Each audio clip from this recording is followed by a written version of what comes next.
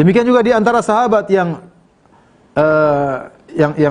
atau orang ingin menebus tebusan adalah Jubair bin Mut'im radhiyallahu anhu. Ketika dia masih musyrik, ya, dia pergi ke Madinah untuk menebus tebusan. Di antara kerabatnya ada yang tertawan dalam perang Badar. Maka dia pun pergi ke Madinah ingin menebus tawanan tersebut. Kemudian ternyata dia mendapati Nabi sedang salat maghrib, dan Nabi ketika salat maghrib Nabi baca surat Wat-Tur wa kitabim mastur fi raqim mansyur dan seterusnya sampai firman Allah, am khuliqu min ghairi syai'in am humul khaliqun. Apakah mereka diciptakan tanpa ada pencipta ataukah mereka menciptakan diri mereka sendiri? Dia berkata, kada qalbi yatir. Ketika aku mendengar firman Allah, am khuliqu min ghairi syai'in, apakah mereka diciptakan tanpa Tuhan ataukah mereka ciptakan diri mereka sendiri, hampir-hampir jantungku lepas. Ya, dan itu bisa jadi sebab dia tertarik dengan Islam dan akhirnya beliau pun masuk Islam.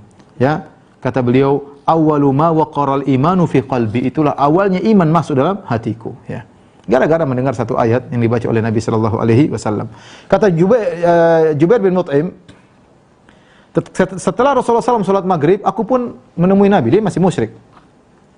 Kemudian dia berkata, ya Rasulullah, aku ingin menebus tawananku dari kerabatku.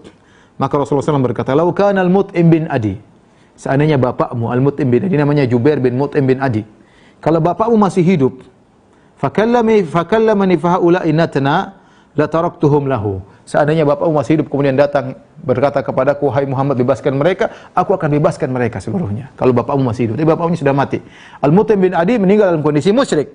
Tetapi dia punya jasa besar kepada Nabi sallallahu alaihi wasallam. Dia termasuk yang berjasa ketika untuk membatalkan Shahifah ketika terjadi pemboikotan terhadap Bani Hashim sebagaimana pernah kita jelaskan. Kemudian dia yang berbicara, akhirnya surat perjanjian tersebut dirobek, ya, sehingga akhirnya batalah pemboikotan tersebut. Dan dia juga orang yang ketika Rasulullah sallallahu alaihi wasallam pulang dari Taif, ya, maka dia juga yang memberi jaminan kepada Rasulullah sallallahu alaihi wasallam. Nabi tidak lupa dengan kebaikan orang lain meskipun orang tersebut orang kafir. Bahkan Nabi berkata, seandainya dia masih hidup, kemudian dia mengatakan, Imam, bebaskan ini semua, aku akan bebaskan. Sebagaimana sudah kita sebutkan pada pertemuan yang sebelumnya, Rasulullah SAW ingat dengan kebaikan Abul Bakhtari. Dan demikianlah seorang muslim seharusnya. Siapapun berbuat baik kepada dia, dia harus ingat. Jangan dia lupa. Ya. Meskipun sudah berlalu bertahun-tahun, meskipun dia di golongan musuh, kalau dia pernah berbuat baik, ingat kebaikan tersebut. Bukan sebaliknya, seorang sudah pernah berbuat baik sama kita, kemudian berlewat 5 tahun, 6 tahun kita lupa, udah ketemu teman-teman baru. Itu enggak benar seperti itu. Orang pernah berbuat baik kepada kita, terutama di masa-masa sulit, harus kita ingat, kita doakan. Meskipun kita enggak pernah ketemu, kita doakan mereka. Mereka pernah punya jasa dalam kehidupan kita, ya. Jangan kita lupakan. Rasulullah SAW saja, orang kafir saja Rasulullah SAW tidak lupakan. Apalagi orang-orang muslim yang punya jasa kepada kita di masa lalu kita, di masa sulit kita, maka jangan sampai kita lupakan, ya.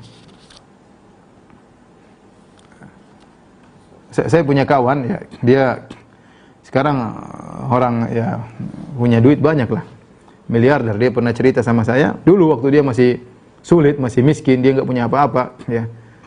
Dia pernah kerja jadi tukang sampai akhirnya matanya kena serbuk kayu atau serbuk besi, sehingga dia tidak punya uang untuk menyembuhkan matanya. Temannya ada punya sepatu baru, dijual sepatunya untuk agar kawan saya itu bisa berobat.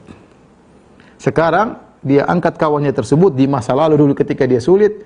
Sekarang dia sudah jadi orang miliarder, diangkat kawannya tersebut menjadi orang penting dalam perusahaannya.